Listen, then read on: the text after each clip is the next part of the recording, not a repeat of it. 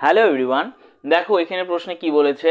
বলেছে নিম্নলিখিত কোন আয়ন জোড়টি সমসংখ্যক ইলেকট্রন সমন্বিত এবং সমগঠন আকৃতি বিশিষ্ট। মানে কি, মানে এটা জানতে চেয়েছে যে কোনটি এগুলোর মধ্যে কোন জোড়টি একই সঙ্গে হবে আইসো ইলেকট্রনিক এবং তাদের গঠন আকৃতিও কি হবে, সেম হবে। ঠিক আছে, আইসো ইলেকট্রনিক বা সম ইলেকট্রন বিশিষ্ট, ঠিক আছে, সমন্বিত। ঠিক আছে, তো সেটা বের করতে হবে। প্রথমে দেখো একটা একটা করে বের করি। প্রথমত সম ইলেকট্রনিক বা আইসো ইলেকট্রনিক কি সেটা আগে বুঝি।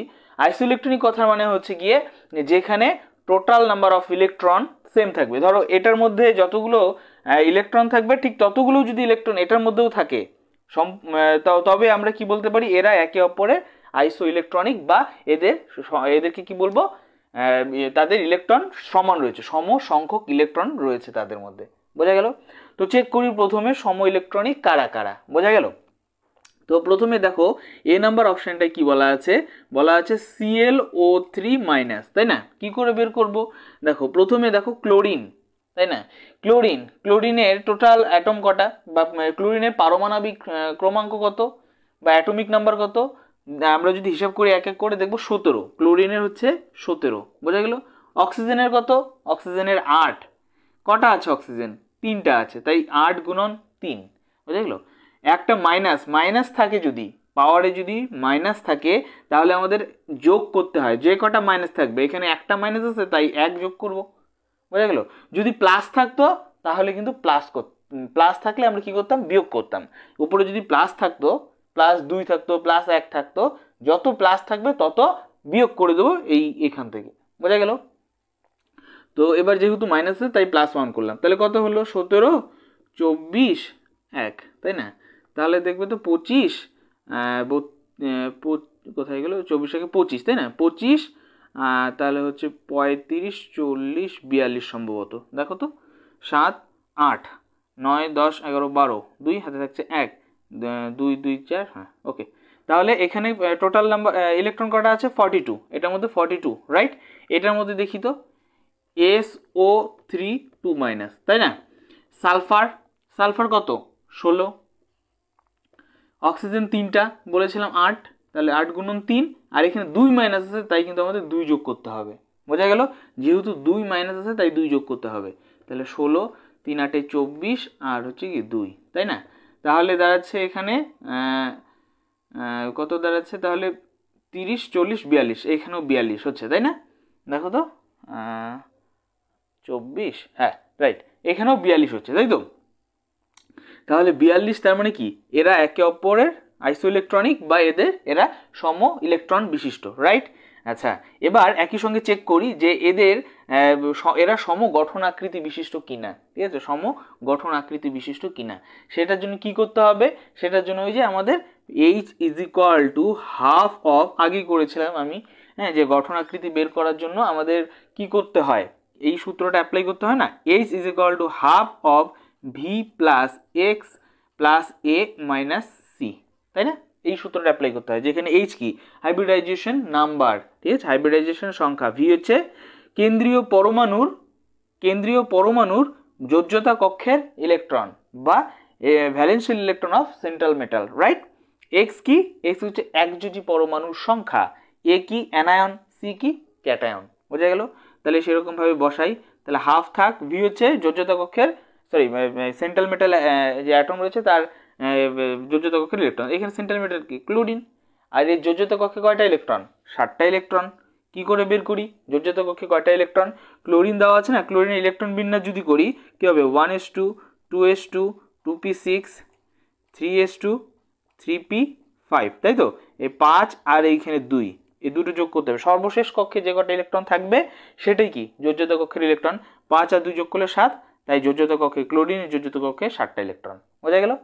যোগ চিহ্ন। এক্স কি একযোজী পরমাণু, এখানে দেখো একযোজী পরমাণু কিন্তু নেই, আছে। ক্লোরিন তো আমাদের কেন্দ্রীয় পরমাণু, ওকে ধরা যাবে না।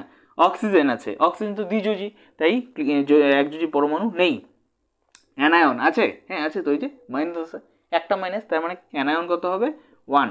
ক্যাটায়ন আছে, প্লাস তো নেই তো 0। বুঝা গেল? তাহলে টোটাল কত আসবে? 4, তাই না? 4, তার মানে হাইপার কনজুগেশন হচ্ছে গিয়ে হাইপার কনজুগেশন নাম্বার হচ্ছে গিয়ে 4, তাই তো? তাহলে এটাকে কি বলতে পারি আমরা, যে টেট্রাহেড্রাল, এটা তাই তো, টেট্রাহেড্রাল, তাই তো? এটাতে চেক করি SO3-তে, SO3 2 মাইনাসে, দেখি এটার মধ্যে কি হয় একই রকম ভাবে। H is equal to half of V plus X plus A minus C, তাই না? তাহলে হাফ অফ ভি কত, সালফার, সালফার কত হয়, সালফার কত হয় দেখবে তোমরা, সালফারের সর্বশেষ কক্ষপথে থাকবে হচ্ছে গিয়ে 6টা ইলেকট্রন, ঠিক আছে? চেক করবে তোমরা, একযোজি পরমাণু নেই, দ্বিযোজি পরমাণু আছে, তো এখানে তো দ্বিযোজি নেই, অ্যানায়ন, তাই না? অ্যানায়ন কত, 2টা দিলাম, ক্যাটায়ন নেই 0, তাহলে এখানেও কিন্তু 4, তার মানে এখানে কত হচ্ছে, এটাও কিন্তু টেট্রাহেড্রাল হচ্ছে, তাই তো? টেট্রাহেড্রাল, তাই না? এবার আমরা চেক করব এটার মধ্যে কটা আছে লোন পেয়ার, ঠিক আছে? লোন পেয়ার চেক করি, এর মধ্যে লোন পেয়ার বের করার সূত্রটা কি লিখেছিলাম মনে আছে? এলপি, এলপি সমান সমান সমান লিখেছিলাম H minus x minus D, তাই তো? এইচ কি, এইচ হচ্ছে কি যে hyper conjugation number, sorry hybridization number, x কি মনোভ্যালেন্ট অ্যাটম, আর ডি হচ্ছে ডাইভ্যালেন্ট অ্যাটম। তাহলে এখানে কত 4, এখানে কত এক্স, আমাদের একযোজি পরমাণু নেই তো 0, আর দ্বিযোজি পরমাণু আছে কটা, 3টা, বাস দিয়ে দিই, তাহলে কত হচ্ছে 1, তার মানে এখানে লোন পেয়ার কত, কটা, একটা। এটার মধ্যে চেক করি তো, এলপি, এলপি সমান সমান H minus D minus x, তাই তো? তাহলে এটা কত ছিল আমাদের, 4 বেরিয়েছে, দ্বিযোজি পরমাণু আছে কটা, 3টা, একযোজি পরমাণু নেই তো 0, তার মানে কত দাঁড়াচ্ছে 1, তার মানে এটার মধ্যে লোন পেয়ার ইলেকট্রন যত, এটার মধ্যে লোন পেয়ার ইলেকট্রন তটাই, এটার হাইব্রিডাইজেশন নাম্বার যত ছিল এটারও হাইব্রিডাইজেশন নাম্বার তত, তাই তো? আর এটার মধ্যে যতগুলো ইলেকট্রন ছিল এটার মধ্যেও ঠিক ততগুলোই ইলেকট্রন আছে, তার মানে প্রথমত এরা সম ইলেকট্রনিক, আর দ্বিতীয়ত এদের গঠনাকৃতি সেম। লোন পেয়ার সংখ্যা যদি সেম থাকে এবং তাদের যদি মানে হাইব্রিডাইজেশন নাম্বার সেম থাকে, তাহলে কি বলতে পারি, তারা কিন্তু সম গঠন আকৃতি বিশিষ্ট। বোঝা গেল? তাহলে আমাদের কিন্তু প্রথমটাই অ্যান্সার হয়ে যাবে। বোঝা গেল? পরেগুলো চেক করি একটু।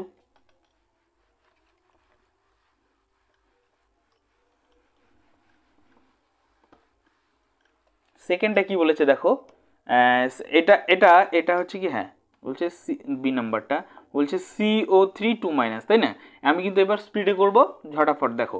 তো এটার ক্ষেত্রে কার্বন প্রথমে আছে, কার্বন, হ্যাঁ কার্বন কত হয়, হাইড্রোহিলি লিথি বেরি বরন কার্বন মানে 6, তাই তো? অক্সিজেনের কটা, 8টা, এখানে আছে 3টা যোগ 2 হবে 6, 3 8 24 যোগ 2, তার মানে কত দাঁড়াচ্ছে 30, 32, তাই না? NO3 মাইনাস, তাই তো? নাইট্রোজেন কত, 7, অক্সিজেন তো 8, 3টা আছে তাই 3 গুণ যোগ 1, কারণ একটা মাইনাস আছে, রাইট?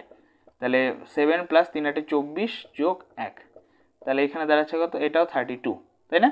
এটাও কিন্তু 32, ওকে। এবার এটার এইচ দেখি, H is equal to half of, carbon আছে, কার্বনে ভ্যালেন্সিয়াল ইলেকট্রন 4টা থাকে, ঠিক আছে? একযোজি পরমাণু নেই, তারপরে দ্বিযোজি পরমাণু তো দরকার হয় না, অ্যানায়ন আছে, তো কি হবে, 2টো আছে, ক্যাটায়ন নেই, 0, তাহলে কত হয়ে যাবে, কাটাকাটি করলে 3, রাইট? এটার মধ্যে দেখি হাফ অফ, নাইট্রোজেন আছে, দ্যাট মিন ভ্যালেন্সিয়াল ইলেকট্রন কটা, 5টা, একযোজি পরমাণু নেই, দ্বিযোজি পরমাণু দরকার নেই, আর অ্যানায়ন আছে একটা, আর হচ্ছে ক্যাটায়ন নেই 0, তাহলে এটার মধ্যেও কিন্তু 3 আসছে, রাইট?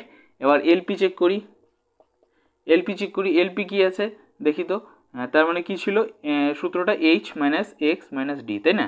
তাহলে এখানে কত, এইচ কত 3, এক্স তো নেই, ডি আছে কটা 3, তাই তো? That means 0, right? এটার মধ্যে এলপি কত, তাহলে হচ্ছে কি H minus x minus D, তাই তো? ওকে, তাহলে এইচ কত 3, এক্স তো নেই, তাহলে ডি, ডি আছে কটা 3টা, দ্যাট মিনস 0, রাইট? এটার মধ্যেও 0 এসছে। বোঝা গেল? তাহলে এটাও কিন্তু অ্যান্সার হবে, যেহেতু আমাদের এখানে লোন পেয়ার, হ্যাঁ হাইব্রিডাইজেশন নাম্বার, হ্যাঁ দুটার ক্ষেত্রে সেম হয়ে গেছে, তাহলে কিন্তু আমাদের এটাও অ্যান্সার হবে। ওকে, এবার দেখো পরেরটা যদি করি, দেখো এখানেও আছে ClO3 মাইনাস, দেখো এখানেও কিন্তু আমরা ClO3 মাইনাসটা করেছিলাম, তাই তো? তার মানে এই ClO3 মাইনাস এর ক্ষেত্রে আমরা কি দেখেছিলাম, যে এটা ClO3 মাইনাস এর ক্ষেত্রে টোটাল নাম্বার অফ ইলেকট্রন কত ছিল, ClO3 মাইনাস এর ক্ষেত্রে টোটাল নাম্বার অফ ইলেকট্রন, দেখো তোমরা যারা খাতায় তুলেছো তারা দেখো, ClO3 মাইনাস এর ক্ষেত্রে টোটাল ইলেকট্রন কটা ছিল 42 তাই না ClO3 মাইনাস এর ক্ষেত্রে টোটাল নাম্বার ইলেকট্রন কটা ছিল 42 তাই না এবার CO3 2 মাইনাস এটা একটু আগে বের করলাম যেখানে টোটাল নাম্বার অফ ইলেকট্রন কটা 32 তাই তো তাহলে পরে প্রথমত ওরা সমসংখ্যক ইলেকট্রন বিশিষ্ট তো নয় আর আমাদের তো বলেছে দুটোই হতে হবে সমসংখ্যক ইলেকট্রন বিশিষ্ট হতে হবে আর সম গঠন আকৃতি হতে হবে তো প্রথমে দেখেছি এটার মধ্যে প্রথমে তো দেখলাম যে এরা কি সমসংখ্যক ইলেকট্রন বিশিষ্ট তো নয় মানে আইসোইলেকট্রনিক তো নয় অন্যদিকে এদের যখন গঠন আকৃতি করেছিলাম দেখেছিলাম এটার হাইপার কনজুগেশন নাম্বার 4 ছিল লোন পেয়ার ছিল আমাদের একটা তাই না এটার হাইপার কনজুগেশন নাম্বার কত হয়ে গেছিল 3টা তাই না তো সেই ক্ষেত্রে আর লোন পেয়ার কত হয়ে গেছিল এলপি কিন্তু 0 হয়ে গেছিল তাই না সুতরাং এদের গঠন আকৃতিও কি হবে না সেম হবে না তাহলে কিন্তু এটা কিন্তু অ্যানসারের মধ্যে পড়বে না ঠিক আছে পরেরটায় দেখো SO3 2 মাইনাস তাই তো SO3 2 মাইনাস এটা কোথায় করেছিলাম SO3 2 মাইনাস উপরেও ছিল কিন্তু তাই না SO3 2 মাইনাস তাহলে এটার ক্ষেত্রে টোটাল নাম্বার অফ ইলেকট্রন কটা ছিল 42 আর এখানে CO3 2 মাইনাস হ্যাঁ সরি CO3 2 মাইনাস রাইট তাহলে এটার মধ্যে কত দেখলাম একটু আগে এর মধ্যে 32 দ্যাট মিন এরা আইসো ইলেকট্রনিক তো নয় মানে সম গঠন আকৃতি সমান ইলেকট্রন বিশিষ্ট তো নয় এবং এটার মধ্যে আমরা হাইপার কনজুগেশন হাইব্রিডাইজেশন নাম্বার 4 দেখেছিলাম এলপি দেখেছিলাম কত 1 এটার মধ্যে হাইব্রিডাইজেশন নাম্বার হচ্ছে গিয়ে 3 এলপি দেখেছি হচ্ছে 0 তাই তো তাহলে এরা কি সম গঠন আকৃতি বিশিষ্টও নয় ঠিক আছে তার মানে শেষের দুটো মোটেও অ্যানসার নয় কিন্তু প্রথমে দুটো কিন্তু অ্যানসারের মধ্যে পড়বে ওকে দুটো অ্যানসার হবে এটার কিন্তু বুঝে গেল এটা কিন্তু নিট এ এসেছিল ঠিক আছে সেই কারণে গুরুত্বপূর্ণ আমাদের এটা যদি সলভ করতে পারি বা বুঝতে পারি তাহলে কিন্তু দুটো জিনিস আমাদের সমাধান হয়ে যাবে ইন্ডিভিজুয়ালি কিন্তু প্রশ্ন আসে যে কোনটা সম ইলেকট্রন বিশিষ্ট আবার এমনও প্রশ্ন আছে কোনগুলি সম গঠন আকৃতি বিশিষ্ট ইন্ডিভিজুয়ালি প্রশ্ন আসে ঠিক আছে আমরা দুটো প্রশ্নকে একখানে করলাম এই নিটও এইভাবেই এসেছিল আর তোমাদের কিন্তু ঠিক এইভাবেই সলভ করতে হবে যদি না বোঝো প্রথম থেকে আরো একবার দেখো হ্যাঁ তাহলে বুঝতে পারবে ওকে ওকে